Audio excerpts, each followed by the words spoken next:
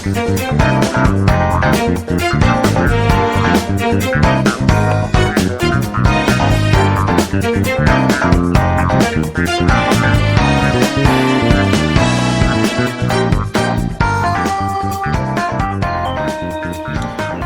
and welcome back to the channel. I'm Ninja Turtle, and today we're going to talk about this Ivy Valentine figure that I made. Emphasis on figure because it is not an action figure. I made it as a non-articulated figure, so she can't move. All of the joints and legs and stuff are staying in place. But we're going to just go ahead and quickly brief and go over it, all the things that I did with it. This is specifically the Ivy Valentine from Soul Calibur 4. At least that's what I was going for. And yeah, I won't keep you too long because yeah, there's not a whole lot to explain with this in general.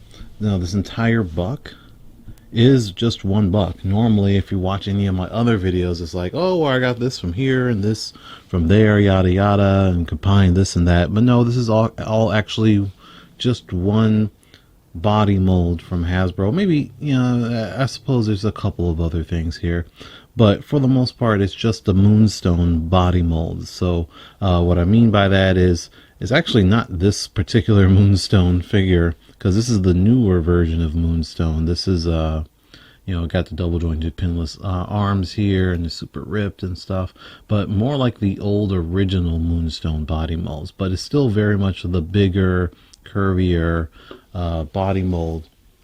So specifically, if we're gonna get into it, and actually full disclosure here, the upper and lower torso are specifically from the Captain Marvel figure, since there's only been ever one, so that's the Marvel Legends Captain Marvel figure. And then the lower parts, so basically the legs, are from the Miss Marvel figure, the original one that was in that Target exclusive 3-pack. Why those in particular, it doesn't matter. Those are just the ones that I had laying around for the parts necessary. But all in all, it's just the Moonstone body mold. The only other additional things that are different about it is that since both those figures came with flats, and Ivy's got on heels, so I just got heels to pop on there, and these are just black heels that came from a Shikla figure. And then the arms, even though it doesn't articulate, which we'll get into in a second, the arms are actually the double jointed pinless arms from a normal, I believe this was from a Siren figure, so these were green before, but they are the double jointed pinless arms. Why did I pick those? It didn't really matter, but those shoulders do fit. They're a little bit bigger, the shoulder area, because on this Moonstone buck, the shoulder, the peg hole inside there is kind of large, so the shoulder area does fit in there a lot better than any other arm would fit. And then the original arms are just kind of ugly and weird or whatever, so we just didn't use those. But it doesn't really matter all that much at the end of the day. So now, like I said, non-articulated, nothing moves, everything was glued in place and then sculpted over or sculpted into to fill in all of the gaps and all of the spaces, like in between her legs, you know, her groin area, sculpted over like all of her legs. So let's go ahead and talk about that detail. So in general, I didn't want to paint that detail. This it has like either a scaly or hexagon type of pattern. I just went with just kind of crosses going back and forth like this, just using epoxy sculpt, and just covered up the entire leg and sculpted out all of the detail that you know basically see on there, and cut into all of these lines there, which I didn't want to do, but at the end of the day I needed to put sculpt on this anyway, to fill it in and to make it stiff. I do find it, though, it ended up being that this figure is the most of sculpt I've ever put on any one figure that I've ever done. Obviously, there's reasons for that, because I couldn't do this and actually have it articulate. It wouldn't work unless it was pinless. then I would be using thinner, smaller legs, and then it would work if it was pinless. But for something that had the pins, I wouldn't be able to fill all of this in like this. And then as far as the rest of the stuff goes, yes, like all up in here, all of that's filled in with sculpt. So it actually turned out, admittedly, pretty good. I didn't really think this body mold could look this good, but until you fill in all the stuff, it does look great. So the only thing that's actually modified on the body mold outside of filling the holes are right here. Her chest, obviously. It's Ivy.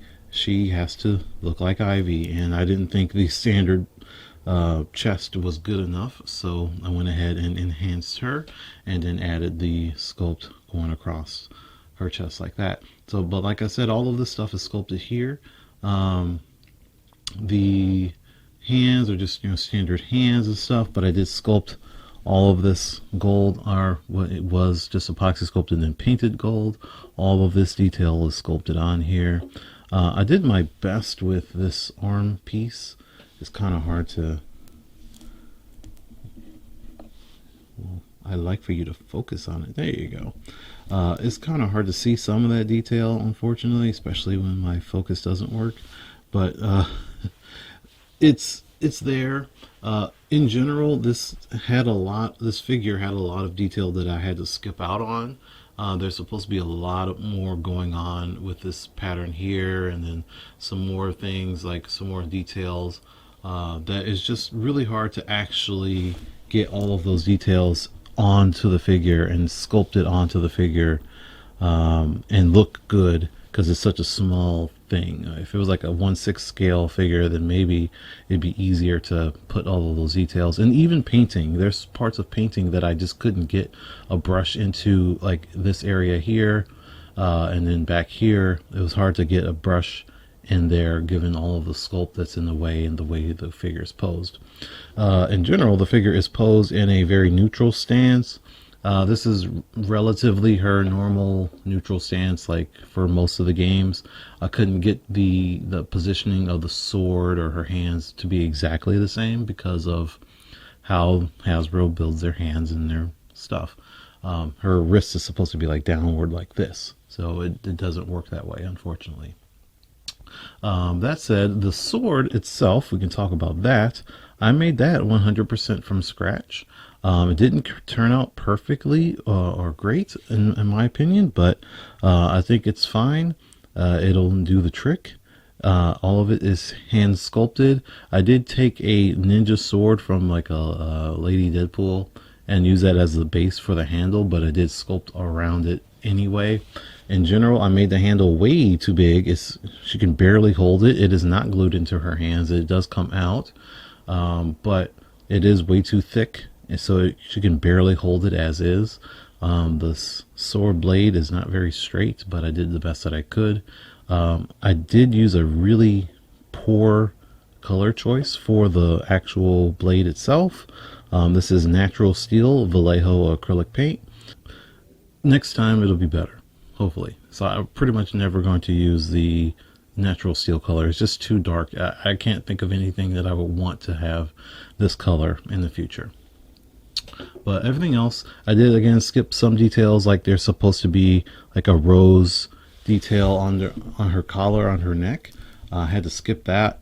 I did try to put something there, but once I put the head on, it was not enough room for her head to fit, and it would just get in the way. And yeah, it would just fall off or paint rub and stuff like that. Speaking of the head is 3D printed.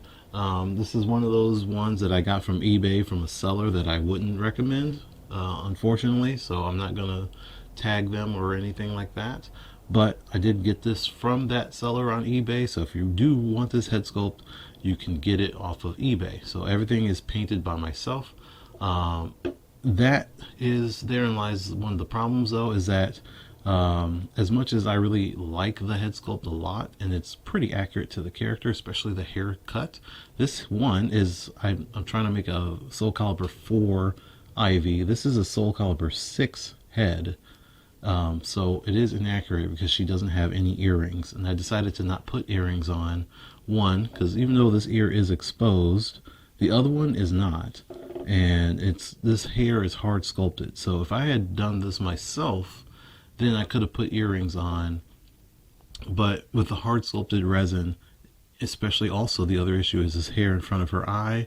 It's really difficult to do anything, especially paint.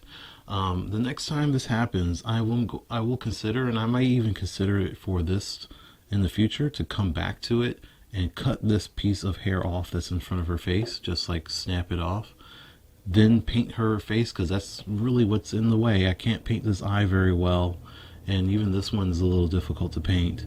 And then once I'm done painting, I can glue it back on, and maybe it'll look a little jank, but it will make her eyes look that much better. Overall, I do think it's a solid piece. It's cool. I did do the thing where you're looking at her butt now, where I made a base and I glued the figure down, so she's not gonna bend or fall over, I should say. The base is a solid base. It's decently flat, so I don't have to worry about using a figure stand or anything like that. It is painted. It is made of resin and it's just painted, so that works out pretty decently. And again, with Hasbro heels, you know that, you know, a regular figure would just fall over time, but since it's glued down, it should be relatively good, as long as there's no excessive force to separate her from the base. But overall, decent. The colors aren't perfect. I didn't get the opportunity to sculpt these like the straps on, just because the space is just too small, and it just wouldn't have worked out all that well. I barely got these straps on her thigh right here, just to have some little detail show up, but for the most part, the rest of the straps on her thighs and her stomach are all painted on, because you got to do what you got to do. I wish it could be more detailed, but unfortunately that's really tough to do. So, but what do you think? Let me know in the comment section. How do you like this Ivy? I think this is acceptable. There were some 3D printed Ivies as like an entire figure from head to toe. You can get them like 6th scale, 8th scale, 12th scale, 10th scale, stuff like that. Various places, Etsy, eBay, and so on. But I didn't like it. I didn't like the pose. I didn't like some of the sculpt overall. And in general, I actually like the Soul Calibur 6 Ivy's costume more than this one, but this one seemed a lot easier to do. And, well, I did it. I did as close as I could, but I did do it. The Soul Calibur 6 has just a little bit more going on than my skill level will allow. But as far as that 3D printed one, it was just not what I want. I would rather it look something like this than what that 3D printed one was. So, and there's no other Ivies that I can think of that are affordable, that are officially licensed, and that's why we're here making our own toys. Anyway, thanks for watching. I will see you guys very soon, because I have some other things that I'm already in progress working on that you will be seeing videos. This is the first one for the week. I think I'm going to do 3 total, because I got another figure that I'm finishing up right now, going to be working on, and then another bonus video to cap off Black History Month. So I will see you guys very soon. Peace out.